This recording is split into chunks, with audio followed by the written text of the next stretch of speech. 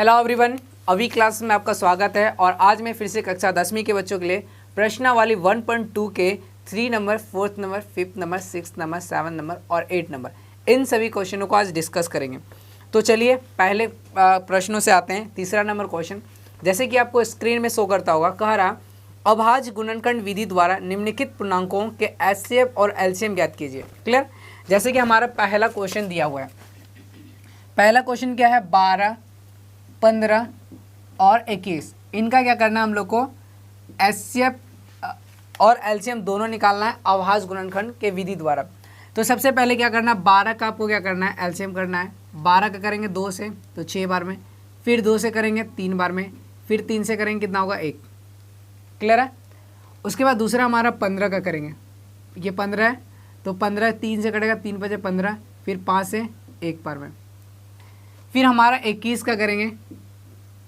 21 3 से कटेगा, 3 7 21, फिर 7 से तो कितना आ जाएगा 1।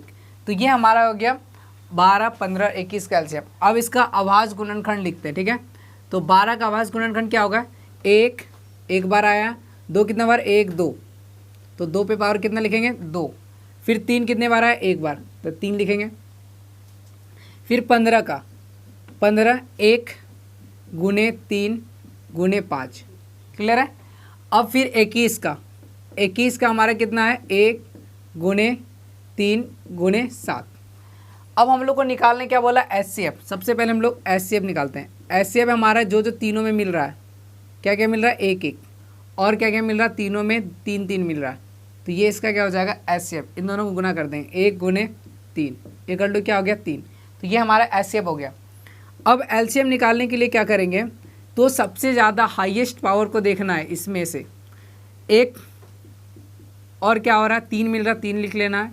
उसके बाद यहाँ पे 2 किसी में नहीं मिल रहा, 2 का हाईएस्ट पावर कितना है 2, तो यहाँ पे 2 पे पावर 2 लिखेंगे। फिर 5 और 7 नहीं मिल रहा है, 5 और 7 दोनों लिख लेंगे। क्लियर है।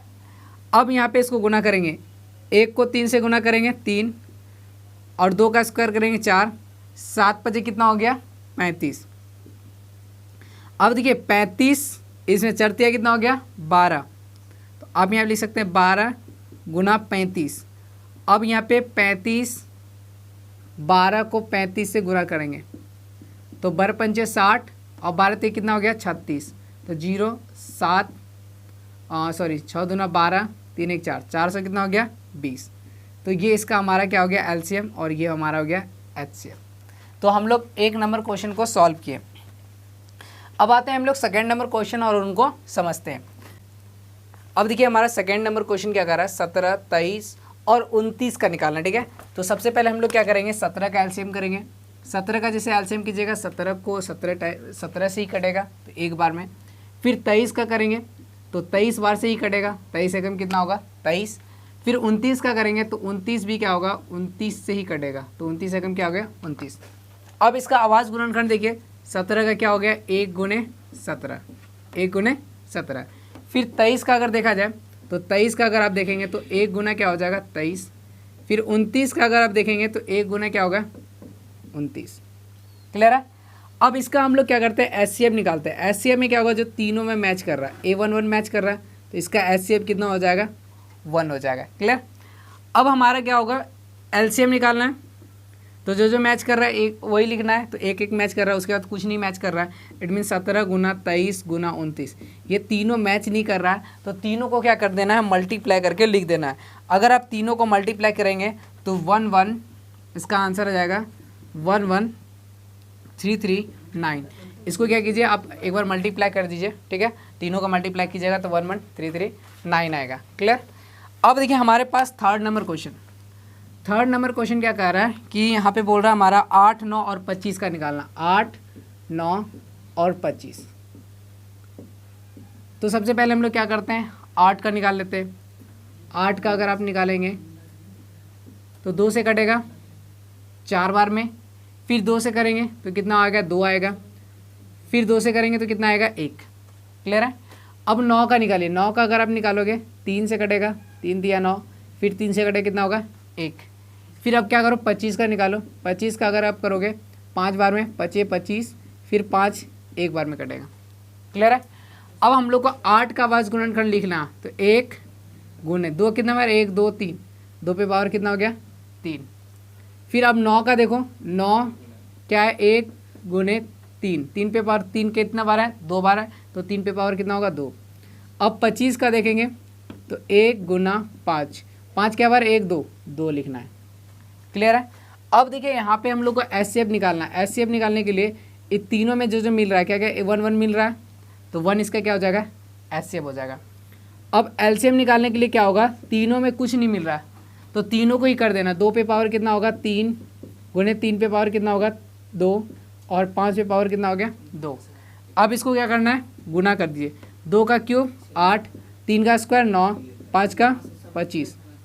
ठीक है, 25 अड़े कितना होगा 200 और गुना 9 तो कितना होगा 1800, इसका आंसर हो जाएगा एलसीएम। ठीक है, तो 1800 इसका एलसीएम हो गया। अब चलते हैं हम लोग अगले प्रश्नों पर और उनको समझते हैं। अब देखिए हमारा 4th नंबर क्वेश्चन क्या कह रहा है एचसीएफ 306 और 657 बराबर 9 दिया है और एलसीएम 306 और 657 का ज्ञात करना है एलसीएम। ठीक है, तो यहाँ पे हम लोग देख सकते हैं क्वेश्चन में जैसे हम लोग को दिया है तो हम लोग लिखेंगे हम जानते हैं कि, क्या जानते हैं एलसीएम गुना एचसीएफ इक्वल टू दोनों संख्या का गुणनफल, दोनों संख्याओं का गुणनफल, यही होता है। अब देखिए हमारे पास क्या है कि एलसीएम दिया हुआ है और 306 और 657 का हम लोग को एचसीएफ दिया है, तो एलसीएम हम लोग को नहीं दिया है, एचसीएफ कितना दिया है 9, तो 9 लिख दिए।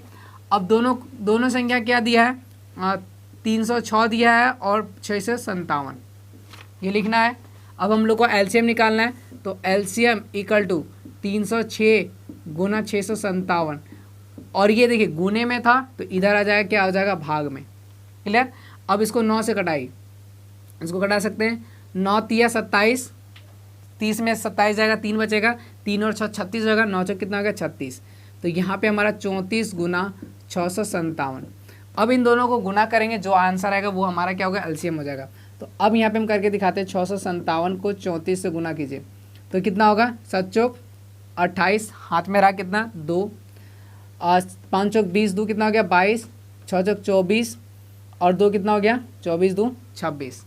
अब इसको अगर 7 तिया 21, हाथ में रहा 2, 5 तिया 15 और 1, 5 तिया 15 और 2 कितना हो गया 17, हाथ में रहा 1, 6 तिया 18 और 1 19, तो 8 3 7 13 और 9 2 11 1 12, यहाँ पे कितना आ गया हमारा 2 2 3 3 8, इसका आंसर हो जाएगा 2 2 3 3 8। क्लियर। अब चलते हैं हम लोग 5वें नंबर क्वेश्चन और उनको समझते हैं। अब देखिए हमारे पास 5वें नंबर क्वेश्चन क्या कह रहा है, जांच कीजिए कि क्या किसी प्रकृत संख्या n के लिए संख्या 6n अंक 0 पर समाप्त हो सकती है। कहने का मतलब कि हमारे पास कोई भी संख्या दिया है, यहाँ पे हमारा क्या दिया है संख्या, यहाँ 6n दिया है। ठीक है, तो 6n जो है हमारा 0 पे, अगर n का वैल्यू कुछ भी रखेंगे तो वो 0 पे समाप्त होगा क्या, चलिए हम लोग चेक करते हैं। n का वैल्यू क्या है, एक बार हम लोग यहाँ पे माने कि n इक्वल टू हम लोग लेते हैं क्या, एक बार 0 लेते हैं, फिर 1 लेते हैं, 2 लेते हैं, प्रकृत संख्या लेने बोला इसलिए 1 से लेंगे, 1 लेते हैं, 2 लेते हैं, 3 लेते हैं, 4 लेते हैं, 5 लेते हैं, 6 लेते हैं, कुछ भी यहाँ तक लेते हैं और देखते हैं क्या आता है वैल्यू। ठीक है, अगर आप 6 पे पावर 1 रखेंगे तो कितना आ जाएगा 6 और इसका गुणनखंड क्या आ जाएगा 2 गुने 3। अब 6 पे पावर 2 करते हैं तो 6 गुना क्या होगा 6, तो इसको आप क्या लिख सकते हैं 6 को क्या लिख सकते हैं 2 गुने 3, फिर इस 6 को क्या लिख सकते हैं 2 गुने 3। क्लियर। फिर 6 पे पावर 3 लेते हैं तो 6 गुना 6 गुने 6, तो इसको क्या लिख सकते हैं 2 गुने 3, 2 गुने 3, फिर 2 गुने क्या होगा 3। फिर हम लोग 6 पे पावर 4 लेते हैं तो 6 गुने 6 गुने 6 गुने 6, तो यहाँ पे क्या होगा 2 गुने 3, 2 गुने 3, फिर 2 गुने 3, फिर 2 गुने 3। इस तरह करके हम लोग का वैल्यू आ रहा है। और आप अगर इसको सॉल्व करेंगे अगर मान लीजिए 0 पे समाप्त एक ही कंडीशन में हो सकता है, कोई भी दो अंक 2 और 5 का गुणनखंड होना चाहिए। यहाँ पे एक 5 आ जाता है तो ये 0 पे समाप्त हो जाता है। लेकिन हर एक कंडीशन में अगर पावर 4 रख रहे हैं, कुछ भी रख रहे हैं, तो यहाँ पे 2 और 3 ही आ रहा है, 2 और 3 के अलावा कुछ नहीं आ रहा, तो ये क्या होगा, 0 पे समाप्त होगा क्या, नहीं। तो अब यहाँ पे आपको क्या लिखना है, कैसे लिखना है, वो चीज़ हम यहाँ पे आप लिख सकते हैं। तो यहाँ पे आपको लिखना है, इस प्रकार हम पाते हैं कि 6n के गुणनखंड में अभाज्य संख्याएं 2 और 3 हैं। फिर अंकगणित के मूलभूत परिमेय से 6n का कोई दूसरा अभाज्य गुणनखंड संभव नहीं है।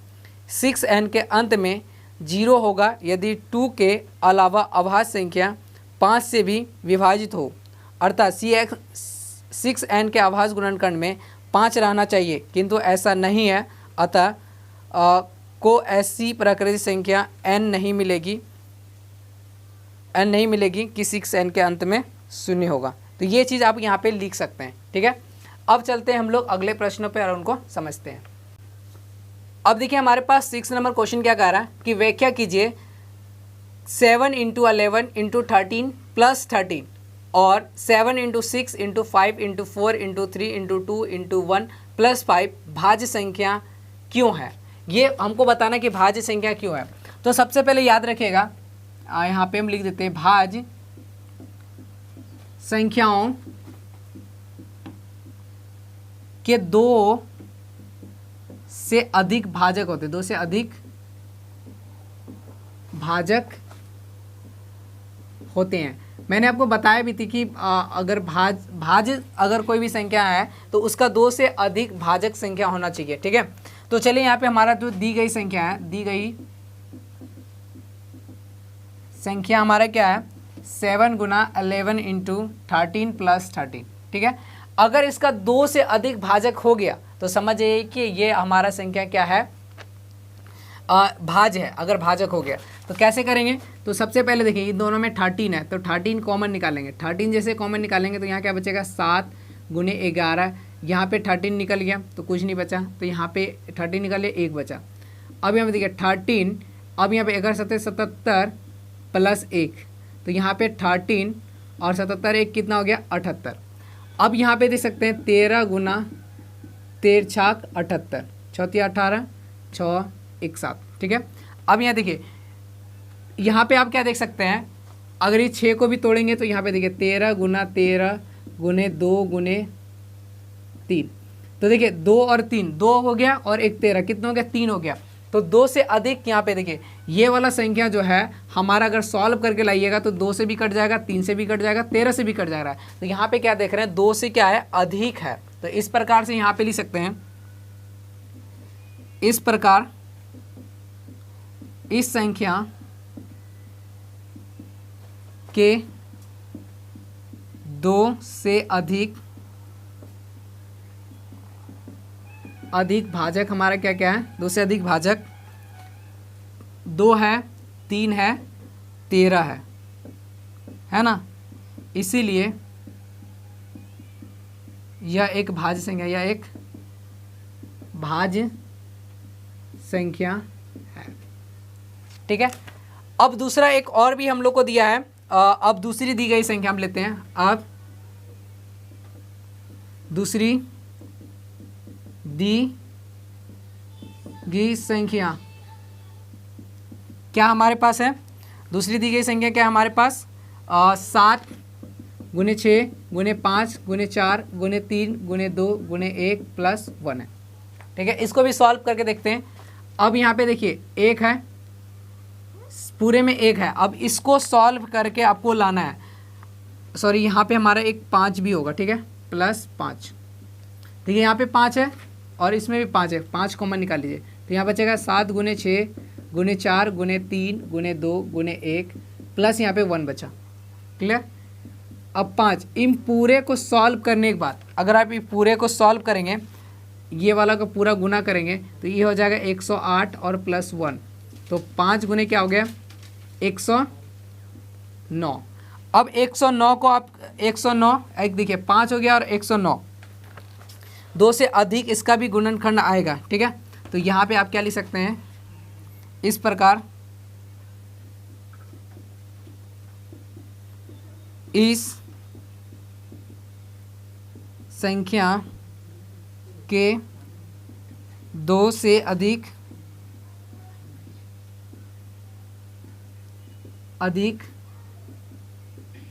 भाजक है। ठीक है, यहाँ पे दो से अधिक भाजक क्या आ गया, 1 आ गया, 5 आ गया और 109 आ गया, आया ना, दो से अधिक है।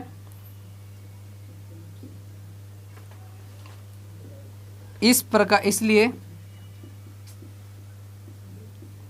यह एक भाज्य संख्या है। बस इतना ही लिखना है, तो ये क्वेश्चन आपका क्लियर हो जाएगा। ठीक है, अब चलते हैं हम लोग अगले प्रश्नों पे और उनको समझते हैं। और ये रहा आपका लास्ट क्वेश्चन। जैसे कि कह रहा है, किसी खेल के मैदान में चारों ओर एक वृत्ताकार परत है। इस मैदान का एक चक्कर लगाने में सोनिया को 18 मिनट लगते हैं, जबकि इसी मैदान का एक चक्कर लगाने में रवि को 12 मिनट लगते हैं। मान लीजिए कि दोनों एक ही स्थान से एक ही समय पर चलना प्रारंभ करते हैं और एक ही दिशा में चलते हैं। ठीक है, तो कितने समय बाद पुनः वो एक ही स्थान पे मिलेंगे। ठीक है, तो यहाँ पे हमारे पास देखिए सिंपल सा, कुछ नहीं करना। ये जो आंसर क्या होगा, 12 और 18 दो है ना, इन दोनों का क्या करें, एलसीएम कर दीजिए। जो एलसीएम आएगा वही उसका क्या हो जाएगा, आंसर हो जाएगा। तो यहाँ पे देखिए 12 का आवाज गुणनखंड लिखते हैं, क्या होगा, 2 2 दूना 4, चरतिया कितना हो गया 12। 18 का लिखते हैं 2 गुना 3 3 दूना 6, 6 दिया क्या होगा 18। तो एलसीएम हम लोग को निकालना है। एलसीएम के लिए जो जो मिलता है वो लिखते हैं। 2 मिल रहा है, फिर 3 मिल रहा है, तो 2 गुना क्या हो गया 3 मिल गया। और जो जो नहीं मिल रहा सबको भी मल्टीप्लाई करो, 2 गुने 3, ये दोनों नहीं मिल रहा, दोनों को मल्टीप्लाई कर देना। तो 2 3 दूना क्या होगा 6, 6 दूना 12, 12 तिया 36, तो 36 मिनट दोनों पुनः कहाँ पे मिलेंगे, 36 मिनट के बाद मिलेंगे। तो यहाँ पे लिख सकते हैं 12। इस प्रकार रवि और सोनिया है ना, रवि और सोनिया 36 मिनट बाद